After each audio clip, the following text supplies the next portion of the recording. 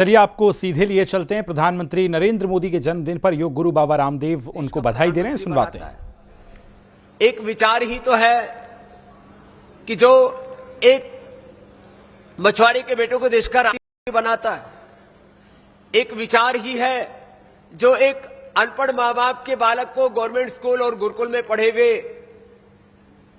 रामकृष्ण को रामदेव बनाता है। एक विचार व्यक्ति को आगे बढ़ाता है। हम इस देश के अंदर वो स्वाभिमान का विचार, वो स्वदेशी का विचार जिसके लिए देश के प्रधानमंत्री जी भी बार बार आह्वान करते हैं, हम स्वदेशी को एक जन आंदोलन बना करके स्वदेश के प्रति गौरव को जागृत करके देश में एक जुनून खड़ा करना चाहते हैं कि हर एक व्यक्ति अपने अपने हिस्से की ये जिम्मेदारी ले कि मुझे राष्ट्र के निर्माण में अपनी भागीदारी निभानी है, अपने व्यक्तित्व को, अपने चरित्र को इस तरह से घड़ना है और देश के लिए वो योगदान अपने हाथों से, अपने आंखों के सामने देना है कि जिससे कि हम विकसित भारत के सपने को पूरा होता हुआ देख सकें। यद्यपि वैश्विक चुनौतियां बहुत बड़ी है, सामाजिक दृष्टि से, आर्थिक दृष्टि से, मजहबी दृष्टि से, राजनीतिक दृष्टि से, वैश्विक परिप्रेक्ष्य में अलग अलग चुनौतियों के बीच में हमें भारत को आगे लेकर के चलना है। और इसमें भी अब भारत, चीन, रसिया, मिडिल ईस्ट की भी, नाटो की भी, यूरोप की भी, अमेरिका की भी एक अलग भूमिका है। अभी पिछले दिनों नाटो की तर्ज पर मिडिल ईस्ट के देशों ने मिलकर के एक इस्लामिक आर्मी भी बनाई है। अब सैन्य दृष्टि से, आर्थिक दृष्टि से, राजनीतिक दृष्टि से विश्व में कुछ नए वर्ल्ड ऑर्डर तैयार हो रहे हैं, एक नए वैश्विक परिप्रेक्ष्य तैयार हो रहे हैं और उसमें भारत की एक बड़ी भूमिका होनी है। भारत सदियों से एक महान राष्ट्र रहा है और आज इस महान राष्ट्र के एक महान प्रधानमंत्री का जब जन्म दिवस है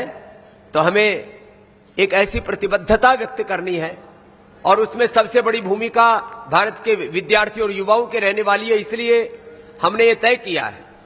कि ये शिक्षा की गुलामी है, चिकित्सा की गुलामी, आर्थिक, वैचारिक, सांस्कृतिक गुलामी और युवाओं में तो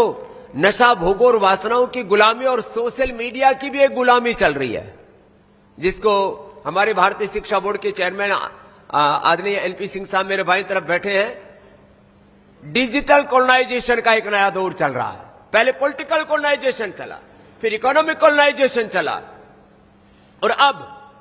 ये जो इंटेलेक्चुअल कॉलोनाइजेशन है, ये जो सोशल मीडिया का एक नया कॉलोनाइजेशन का दौर है कि बच्चों की प्रतिभाओं को इस तरह से कुंठित कर दिया जाए कि 4, 6, 8 घंटा बच्चे जो है वो सोशल मीडिया में घुसे पड़े, प्रतिभाएं कुंठित हुई जा रही हैं और इस बौद्धिक दरिद्रता के इस तरह से बच्चे शिकार हो रहे हैं। फिर उनको कब वैचारिक भावनात्मक दृष्टि से भी शोषण हो रहा है, माने अभाव में, दबाव में, प्रभाव में अपने स्वभाव को हम कहीं भूल गए। और ऐसे में उन विद्यार्थियों को इस बात का एहसास कराना कि आप के पिंड में ब्रह्मांड का सारा सामर्थ्य और स्वयं ब्रह्म परमात्मा विराजमान है। आप एक व्यक्ति ने, एक संपूर्ण राष्ट्र के आप व्यक्ति हैं और आप में अनंत ज्ञान, अनंत संवेदना, अनंत सामर्थ्य है। आप अपने आप को राष्ट्र के एक महान शिल्पी के रूप में तैयार करें। अपने हाथों से अपनी ही प्रतिभा नहीं, इस राष्ट्र की भी प्रतिमा को घड़े और इस तरह से बच्चों को तैयार करने के लिए भारतीय शिक्षा बोर्ड का भी हमने एक बहुत राष्ट्रव्यापी अभियान शुरू किया है। पहले चरण में 1 लाख विद्यालयों को और बाद में 3 लाख विद्यालयों को भारतीय शिक्षा बोर्ड से जोड़ने का भी हमारा अभियान है और इसमें संकल्प है हमारा कि मैकाले की शिक्षा पद्धति से देश के बच्चों को मुक्त करके जो एक बौद्धिक गुलामी, एक वैचारिक गुलामी और दरिद्रता, उससे देश के बच्चों को बाहर निकाल करके जब तक हम कुंठाओं से बाहर नहीं निकलेंगे तब तक हमारे भीतर वो व्यक्तित्व, वो चरित्र कैसे हम पैदा कर पाएंगे। तो ये एक अभियान है कि हम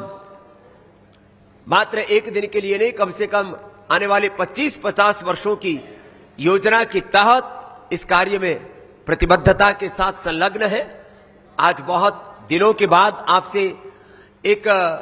विशेष निमित्त से संवाद करते हुए मैं अपनी प्रतिबद्धता